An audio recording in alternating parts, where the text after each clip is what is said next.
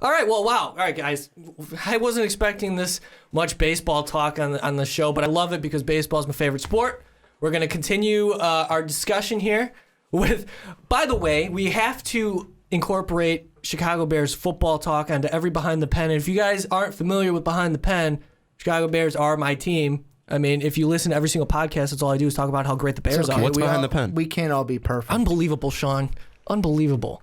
But anyway, as this draft season wraps up and we're kind of just settling down from all the hoopla that went down, the Bears, I mean, you guys did your grades on every team. I want to hear just real quick, just a quick thing on what you think the Bears did in this draft and how well they did. Neither of us did the draft grade. Bill Swarsky did the draft grade for the Bears. I think it was fantastic, and I agree with him. I mean, I look at the Bears pick. I love the Leonard Floyd pick. I love the balls of pace to jump up two whole spots and giving up a 4th round draft pick to get Floyd. I mean, I don't understand people's hate over this, them trading up, but I love the pick. I love the white hair pick, especially now with Slauson gone. I mean, I don't agree with the Slauson move, but I like the pick there. I also like Braverman, their 7th round pick there. He looks like a great possible slot receiver. So, I mean, I love what the Bears did in the draft, and I love the trading down in the 2nd round. I love what they did. I mean, I think it's fantastic. And then I agree with Bill Swarsky, who give him an SB for Super Bowl, Super Bears. Nice. Well, yeah. It's just one of those things where I'm going to quote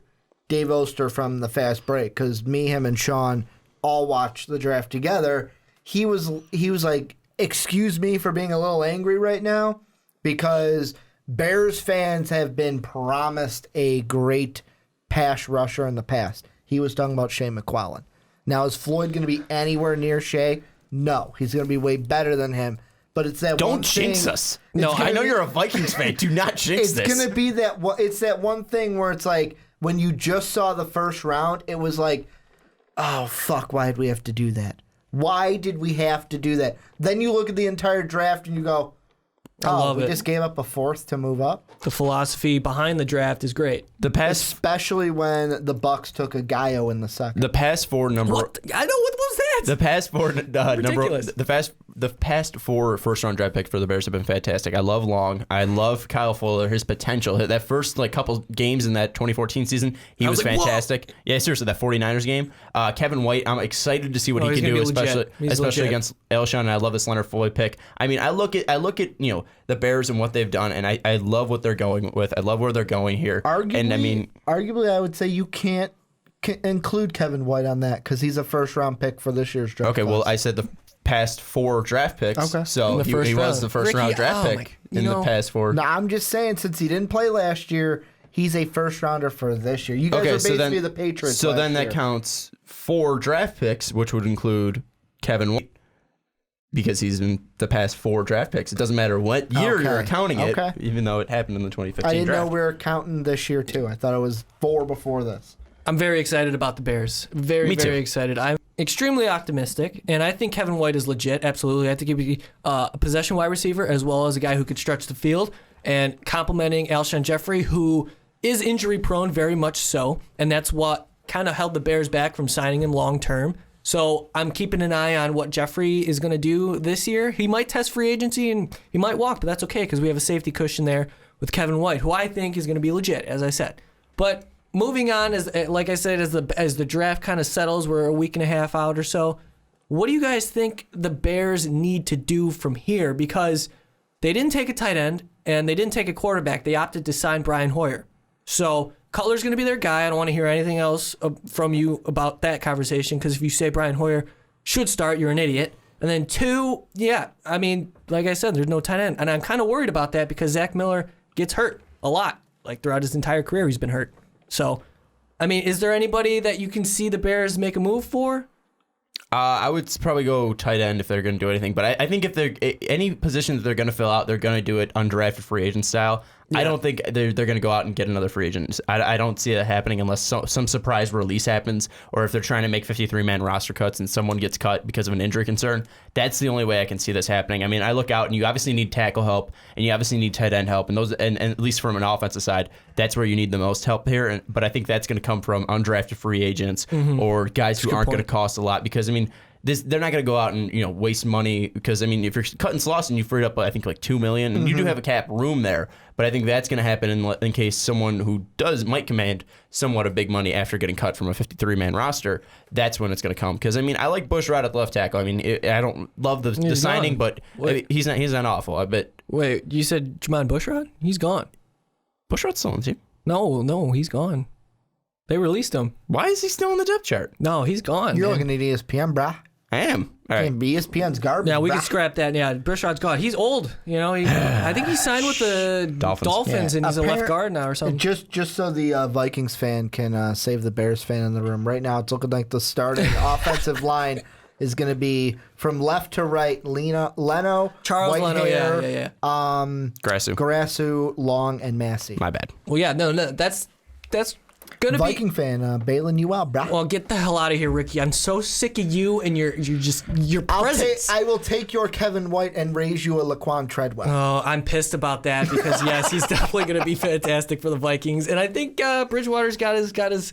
I mean, him and Stephon Diggs. My God. Here's the one thing: is that Bridgewater doesn't have an arm to throw to his guys. So I mean, an arm. Jay Cutler can probably Cutler's bomb better. it like 80 yards. Okay, Cutler's the better. thing about Jay, and I'm going to actually Just quote, overall better. I'm going to quote a comment that we got from I like talking to you.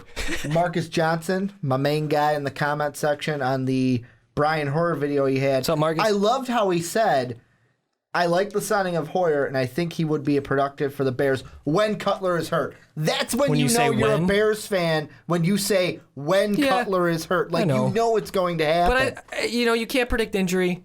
But I think, the Brian Hoyer signing was probably one of their better Would you rather have backup quarterback signings in a drafted rookie from this class, David Fales or Hoyer be your backup when he goes down? Hoyer is definitely a good signing as a backup. You've seen him. He led the Texans to the playoffs. That's a good signing. You see Jason Campbell as a backup. Brian Greasy as a backup. Todd Collins as a backup. Josh McCown. You're forgetting the best one, Kyle Orton. Kyle Orton was the most productive Bears backup. Absolutely. And Gotta love the neck beard. If we go back to 2006, he maybe should have kept the starting job over Grossman. Maybe they win a Super Bowl. Without a doubt. But that's for another day. But hey, man, unleash the dragon. You know what? You're right, though. When speaking about the offensive line depth, they're going younger. And they released Lawson. I was surprised by the move. I was hoping they keep him because he was their best offensive lineman next to Kyle Long. He was, See, I don't like the move, but I do Makes trust sense. Pace. I trust Pace enough if he does actually have injury concerns. Because if he has injury concerns, that's not what you want. You don't want to be giving this guy money if he's going to be out. True. I mean, I like the move just because I like Ryan Pace. And one more move that they made that kind of surprised me. Not really, but kind of breathtaking, I guess. Antrell Roll's gone. And he bashed I don't know if you guys saw this, but he bashed the Soldier Field facilities. And he said a reason why he got hurt was because of their turf, which I won't wholeheartedly believe because that is the worst surface in all of football. They need to fix that.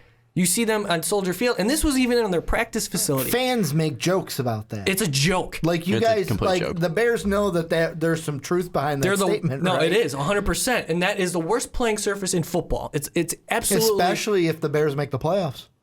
Well, I mean, because then you're deep into a season. It's awful. It is awful. You get outside the numbers, guys are slipping. It's a joke. It's like this is a professional facility. Have turf. Have something where guys can. No, man, gotta have that real grass. It's a joke. I don't understand that Kentucky bluegrass. I can't stand it. I can't stand it. But now the opening with safety adds a competition between a couple draft picks, Deion Bush and Houston Carson. They could vie for that strong safety spot. I would venture to guess that Deion Bush pushes Chris Brzezinski out from that strong safety position. Maybe Brzezinski starts the season because he has been a veteran. He knows, but he's just. You also never know. He might not even make the 53-man roster. I mean, they're going to keep youth over guys who might not produce. But he doesn't impress. Yeah, I mean, he's like a safety cushion for Pace because he stepped in last year and did well. Harold Jones-Quartey is another guy. He came on late last season and proved that he could be a NFL, perform difference maker, kind of. But so there's competition there. I'm excited to see what Deion Bush can do. I saw some film with him at Miami, and he's pretty. He can hit, and he knows where to be on the field, and he's definitely a presence out there. No, the thing that's going to drive the Bears this year, and if the Bears are going to go and live up to Bill Schwartzky's position of Super Bowl Super Bears, this team is going to have to be exactly like they were in when they went to the 07 Super Bowl. The defense is going to be phenomenal. And then the offense is, will it be as bad, I'm going to say, was Rex compared to Jay? Probably not. Just let me play it out.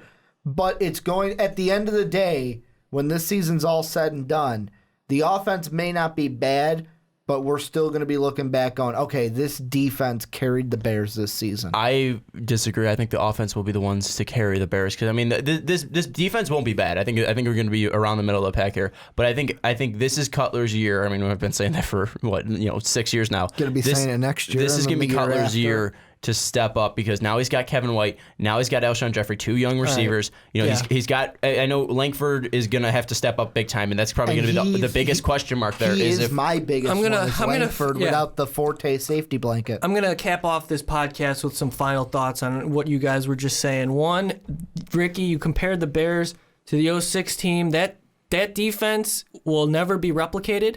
I'm not saying they're going to be I'm not saying that at all. I'm just saying the defense is going to carry this team. I don't think so. And I have to disagree because the extent that Bears defense carried the Bears that year, they were responsible for that. They had 13 wins that season. They probably were responsible for 10 of them. Look at the Arizona game. That was unbelievable. That's what I think of. That was something in a totally different line of their own. Because we crowned their asses. It was amazing. That was one of the funnest games I've ever seen.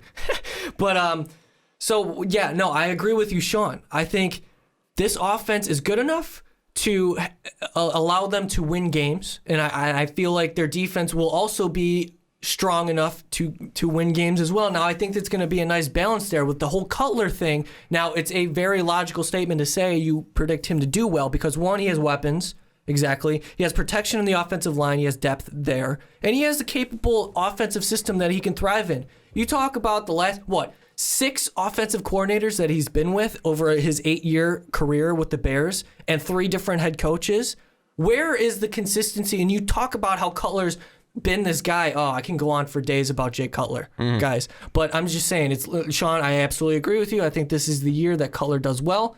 And he's had a chance to do well in the past when he was 7-3 and he went down with that broken thumb. That was a team that he could have taken to the Super Bowl. And I've said this once, and I'm going to say it again until we get to the actual season. I'm already set in stone right now for the prediction part that 3 teams from the North, Packers, Vikings, Bears, not in that order, I don't know the order yet, but those 3 teams are making the playoffs this year. I love it, Ricky. I think the Bears have a true chance. I like the Vikings a lot. I think with Jordy Nelson, the Packers I'll give them the division early on, but Vikings and Bears could be the wild card teams. All right, as we wrap up this podcast, I need you guys to plug your Twitters. Sean, what are you at? At Schwarbo, in reference to Kyle Schwarber, because I am a White Sox fan, but Kyle Schwarber is becoming my was becoming my favorite player after his last year run. So at Schwarbo. Ricky? And I'm simple. I'm at Ricky Widmer. You can follow me at Rankin906. Schwarbo's shorter. But here's what you should do. Ricky, tell them what you should do. You guys got to go to, there's a link down below in the description, but go check us out on patreon.com/Most Valuable Podcast. You like the podcast, you subscribe, that's great. But if you want to support us even more, go check out our Patreon page. And each and every patron who becomes a patron of Most Valuable Podcast will get an exclusive monthly podcast just for you guys. So it's only for your ears, but you got to go to patreon.com/Most Valuable Podcast. You guys got to do it because we have tremendous content. And if you want more content, you should follow us on Twitter at Most Valuable Pod, as well as Snapchat. It's the same thing. And then subscribe to our YouTube channel at Most Valuable Podcast. Make sure you like Behind the Pen because I'll be here. You guys, thank you for listening. And once again, we will see you all next time. Thank you for listening to this MVP podcast. Follow us on Twitter at Most Valuable Pod for more great podcasts.